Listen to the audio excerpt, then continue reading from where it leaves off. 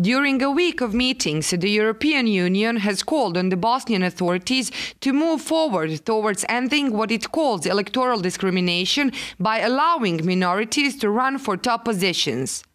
The EU delegation to Bosnia and Herzegovina is urging the implementation of a ruling which would allow minorities to run for top governing posts. The positions are currently reserved for the three largest ethnic groups: Bosniak, Serbs and Croats. This warning that came from the EU officials is very expected. Bosnia has been delaying this implementation for years, and I think this is our last warning. This is a very important human rights ruling, and Bosnia needs to obey it, even if it means allowing minorities to run for top governing posts. EU officials expressed impatience at Bosnia's negligence to implement the European Human Rights Court ruling, which represents an obstacle to the country's path to EU.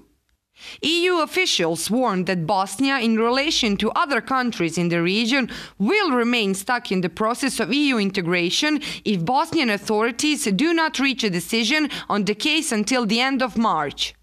EU officials stressed that all individuals in Bosnia must be able to be elected to any position, regardless of nationality.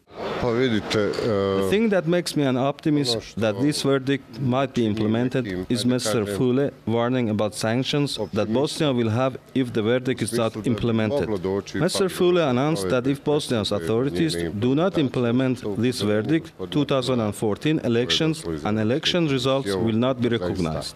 I believe that this is a very firm warning addressed to domestic politics.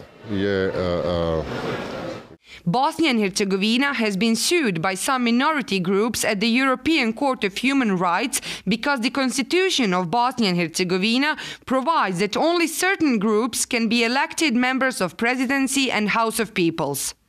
So far, Bosnian authorities have not issued any statements regarding the latest warning from the EU officials.